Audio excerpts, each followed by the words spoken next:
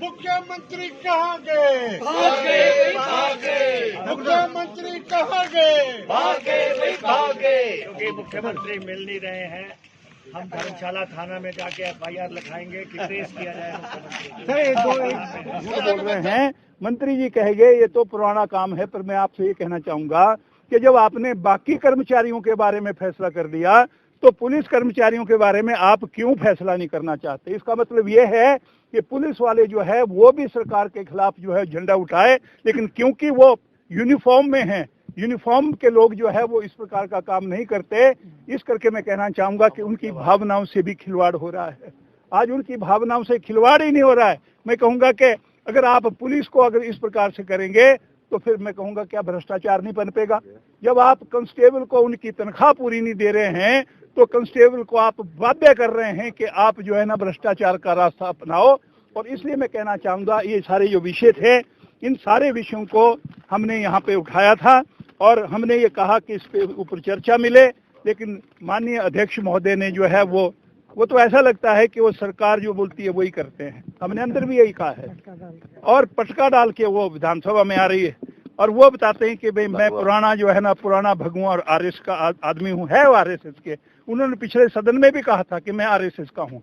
राष्ट्रपति RSS के हैं, गवर्नर RSS के हैं, मुख्यमंत्री RSS के हैं। जब ऐसा बात आ जाए तो मैं कहना चाहूंगा न्याय की कोई भी मैं कहूंगा कि सोच नहीं सकते कि उम्मीद नहीं है, न्याय नहीं हो पाएगा।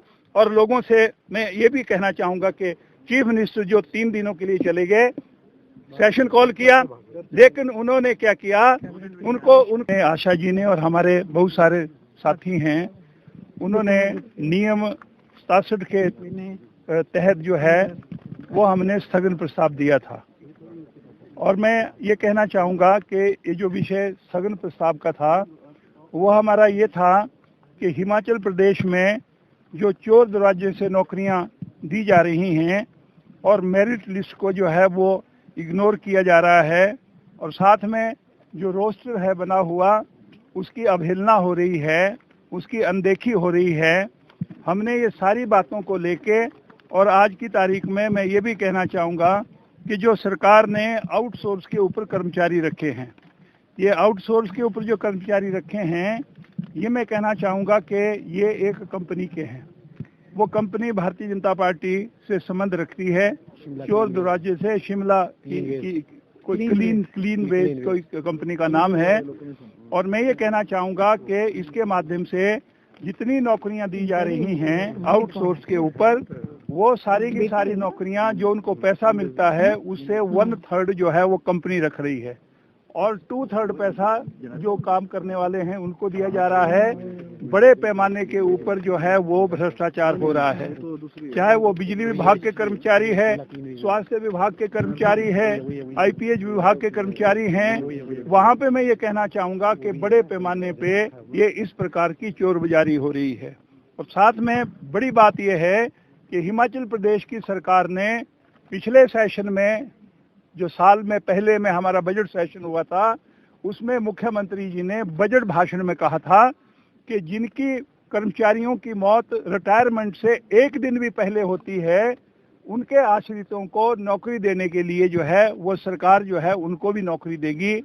लेकिन आज दुख की बात यह है कि हिमाचल प्रदेश में इन 4 सालों के अंदर जो कर्मचारी हैं उनकी इनकी मौत हुई है, वो 5000 से ज़्यादा लोग हैं जिन्होंने अप्लाई कर रखा है। और उन्होंने नौकरी के लिए इसलिए अप्लाई किया क्योंकि परिवार में जो है वो अन्न पैदा करने वाला कोई नहीं है, रोजगार जो है नहीं है और खाने के लिए लोगों को मिल नहीं रहा है। इसलिए उन्होंने आज की तारीख में भी मैं कहना चाहूँगा 5000 ऐसे लोग हैं जो पात्र व्यक्ति हैं, नौजवान जो रोजगार लेना चाह रहे हैं, क्योंकि सरकार ने कहा था। लेकिन सरकार आज कह रही है कि कार्यक्रम ऐसे नहीं चलेगा। नीति ये है कि पूरी सारी जितनी भी पोस्टें हैं, जो वैकेंसी है, उसका 1% जो है वो इनको मिलेगा, जो करुणामूल आधार के ऊपर जिनको नौकरी मिलनी है। तो फिर सरकार ने 1 दिन पहले भी जिसकी मौत होगी वो भी इसमें कवर हो जाएगा। और पिछले हमने विधानसभा सत्र में पूछा था तो ये जवाब नहीं दे पाए कि इसमें करुणामूल आधार के ऊपर कितने लोगों को नौकरियां मिली, उसका जवाब भी नहीं मिल पाया। हमने कहा था कि आपने आउटसोर्स के ऊपर